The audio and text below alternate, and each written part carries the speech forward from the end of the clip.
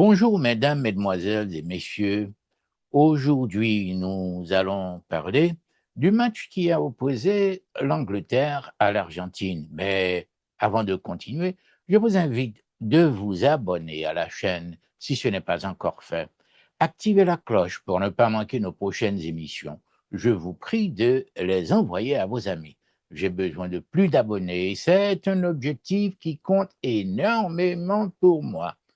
Quand il s'agit de la Coupe du Monde, je dois dire qu'il y a beaucoup d'histoires.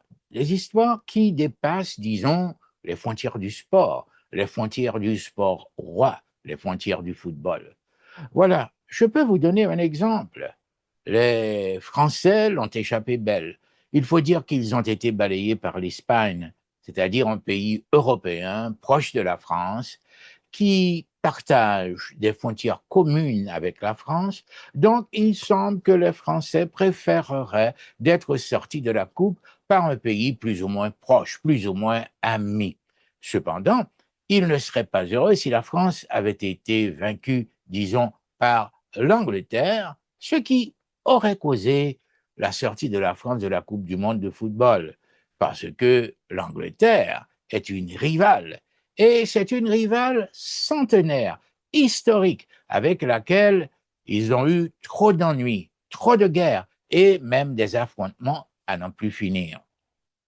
Cependant, les Français se sentiraient couverts de honte et d'humiliation si leur défaite avait été causée par l'Argentine, cette rivale qui les a vaincus à la dernière finale de la Coupe du Monde. Une autre défaite de ce genre par l'Argentine cette année-ci aurait causé un traumatisme presque incurable ou très durable pendant de longues années. Et c'est bien au-delà de ce que le cœur des Français serait capable de supporter. Ce serait trop douloureux d'imaginer les scènes de liesse et de célébration à Buenos Aires, la capitale de l'Argentine, c'est-à-dire la capitale de ce pays qui aurait vaincu la France encore une fois de plus. Bien sûr, lorsqu'on voit l'Argentine qui se mesure à une autre équipe comme l'Angleterre, par exemple, on pense que qu'on va assister à un match de football et pourtant, ça va être quelque chose de plus, un événement qui aura de l'importance dans les années à venir et qu'on va traiter comme quelque chose d'historique.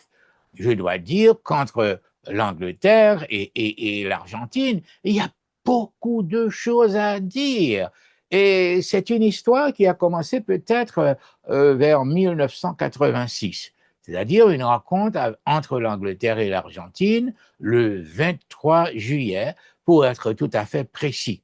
Une rencontre assez énergique, une rencontre assez physique, vigoureuse et même, dirais-je, violente.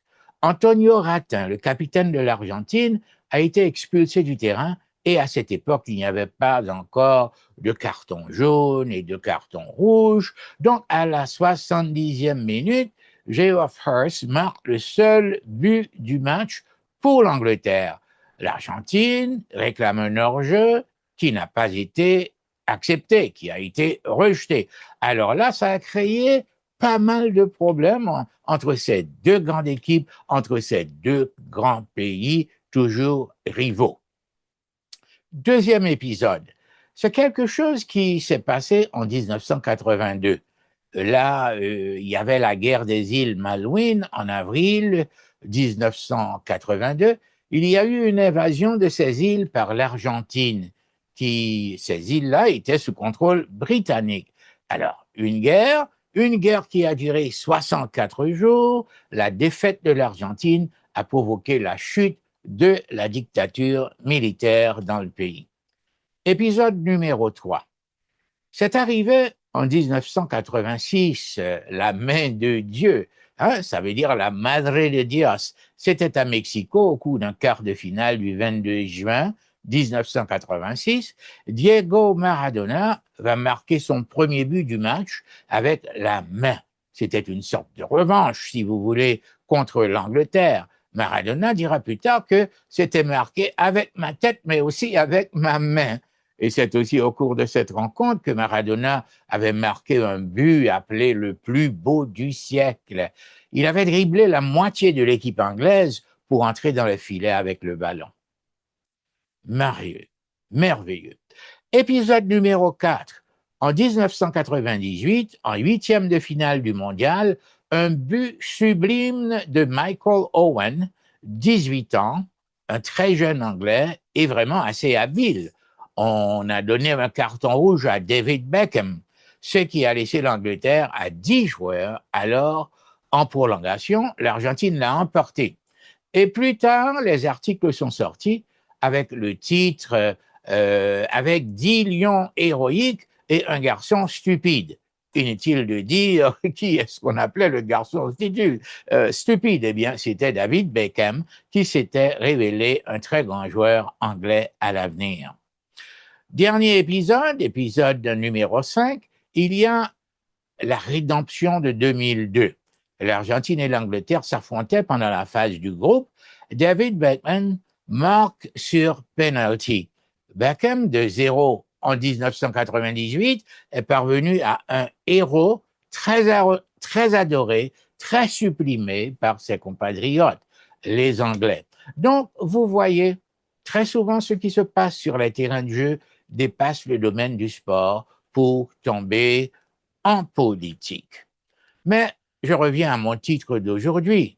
C'est l'Angleterre 2026, un rêve brisé. Qu'est-ce qui s'est passé au cours de ce match? Et surtout, au début, les 10 premières minutes de la rencontre ne s'était pas révélé quelque chose de grand. C'était pas clair. Ce temps-là était sans doute consacré à une tentative pour pouvoir adopter une stratégie efficace en face de l'adversaire. Après tout, c'était un jour important, celui de la demi-finale du monde qui précède le match final de la Coupe du Monde 2026. Alors, il faut rappeler qu'il y avait beaucoup de fautes commises, ce qui traduisait l'importance du jour, la tension du moment et surtout, je dirais, l'énormité des enjeux. Pourquoi était-on sur ce terrain? Eh bien, c'était pour gagner d'abord, ce qui vaudrait l'honneur de parvenir à la finale pour devenir, dans le cas de l'Argentine, championne du monde de façon consécutive après 2022. Eh bien, ce serait un bonheur inouï pour l'Argentine de gagner encore la Coupe en 2026. Et puis, cela mettrait l'Argentine sur le chemin du Brésil pour avoir gagné plusieurs coupes de football.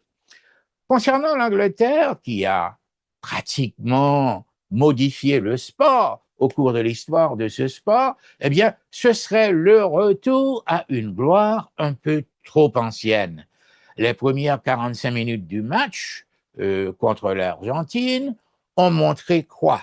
Une jeune Angleterre, une jeune équipe anglaise, une jeune équipe énergique, agressive et surtout dangereuse qui menaçait beaucoup plus le camp de l'Argentine.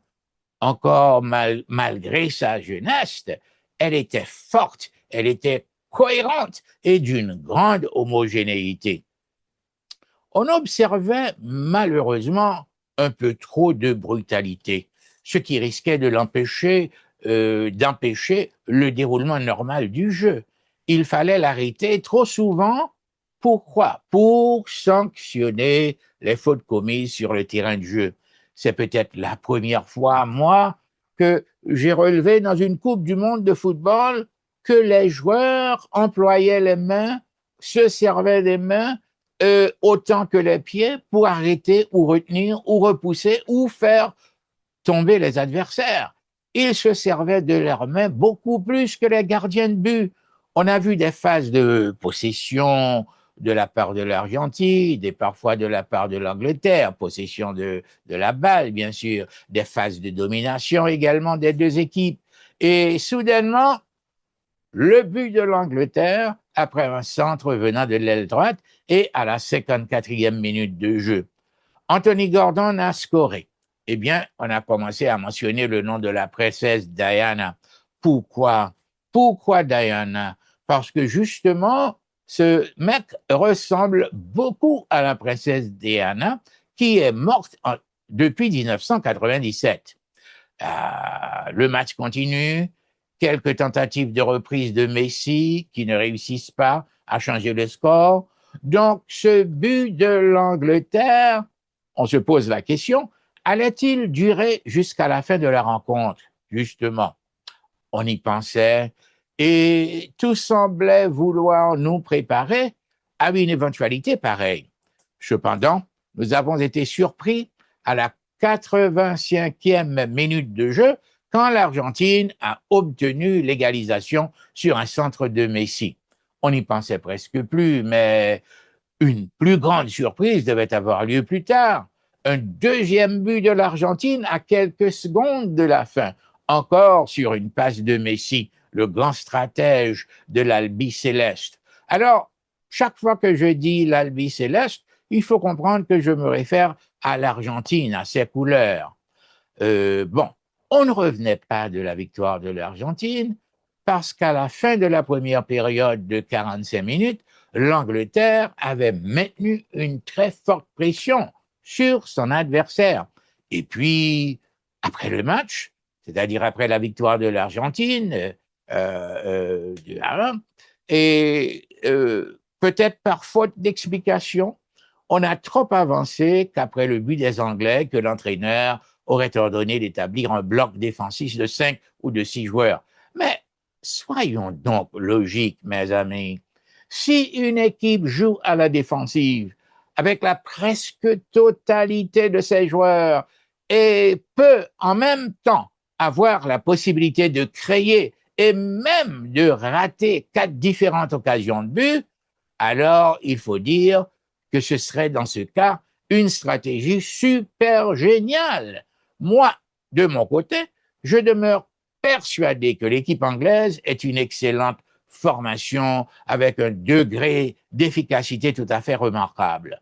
Moi, je crois que cette équipe a appelé à avoir des jours meilleurs. Ce qui fait toute sa force, c'est sa jeunesse. Elle est très active, elle est très dangereuse et très savante également. Alors, après cette rencontre, on avance que du côté de l'Argentine, que c'était une question de résilience. Peut-être moi, je dirais plutôt une affaire de volonté, une affaire de croyance, une affaire de conscience et surtout une affaire d'expérience. L'Argentine aura-t-elle le trophée? C'est une question qui se pose. C'est possible. L'Argentine est encore une bonne formation assez redoutable. Mais cependant, il faut admettre également que l'Espagne est une très jeune équipe, infatigable et se révèle tout à fait aussi redoutable que l'Argentine.